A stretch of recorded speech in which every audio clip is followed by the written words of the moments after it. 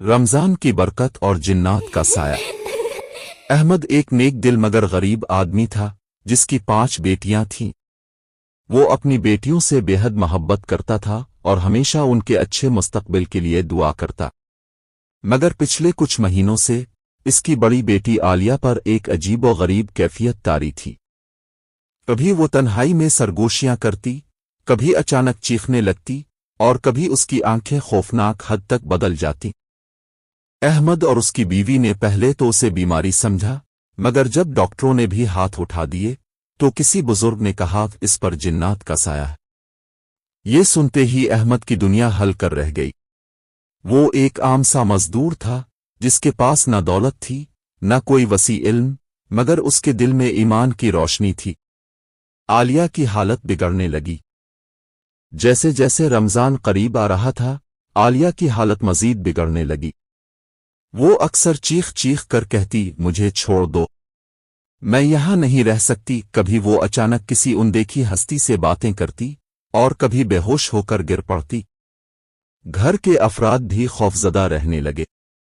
چھوٹی بہنیں عالیہ کے قریب جاتے ہوئے ڈرت اور احمد کی بیوی شبانہ ہر وقت رو رو کر دعا کرتی۔ یہ معاملہ جب گاؤں کے بزرگوں تک پہنچا تو کچھ نے کہا کہ کسی عامل کے پاس جاؤ، مگر احمد کا دل نہیں مانا۔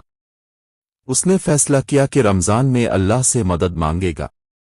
رمضان کی پہلی رات جب رمضان کا چاند نظر آیا تو احمد نے اپنے گھر میں اعلان کیا، ہم کسی عامل کے پاس نہیں جائیں گے، صرف اللہ پر بھروسہ کریں گے۔ اس نے روزانہ قرآن کی تلاوت شروع کر دی، گھر میں اذانیں دینی شروع کی اور ہر افطار کے وقت اللہ سے دعا کرتا، یا اللہ میری بیٹی کو اس آزمائش سے نجات دے۔ جیسے جیسے دن گزرتے گئے، عالیہ کی حالت بگڑتی گئی۔ کبھی وہ روزے کی حالت میں بے ہوش ہو جاتی، کبھی گھر کے کونوں میں چھپ کر روتی۔ ایک رات جب احمد تہجد کے لیے اٹھا تو اس نے دیکھا کہ عالیہ اپنے بستر پر نہیں تھی۔ رات کا معجزہ! احمد کا دل تیزی سے دھڑکنے لگا۔ وہ فوراً گھر کے صحن میں آیا اور وہاں ایک خوفناک منظر تھا۔ عالیہ زمین پر بیٹھی ہوئی تھی اور اس کے ارد گرد ایک عجیب سایہ لہرا رہا تھا۔ جیسے ہی احمد نے سورۃ البقرہ کی تلاوت شروع کی، وہ سایہ بلند ہونے لگا اور عالیہ زور زور سے چیخنے لگی، یہ گھر اب ہمارا نہیں رہا۔ اور ایک پراسرار آواز گونجی اور وہ سایہ دھوئیں کی مانند غائب ہو گیا۔ اگلی صبح عالیہ بالکل ٹھیک تھی۔ اس کے چہرے پر وہی پرانی مسکراہٹ تھی جو کئی مہینوں سے غائب تھی۔ احمد نے شکرانے کے نفل ادا کیے اور سمجھ گیا کہ رمضان کی برکت اور اللہ کی مدد سے اس کی بیٹی آزاد ہو چکی تھی۔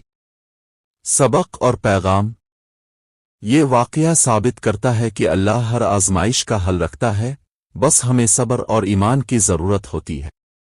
رمضان کا مہینہ برکتوں کا مہینہ ہے، جہاں اللہ کی رحمت ہر دروازے پر دستک دیتی ہے۔ جو کوئی بھی سچے دل سے دعا مانگے، اللہ ضرور سنتا ہے۔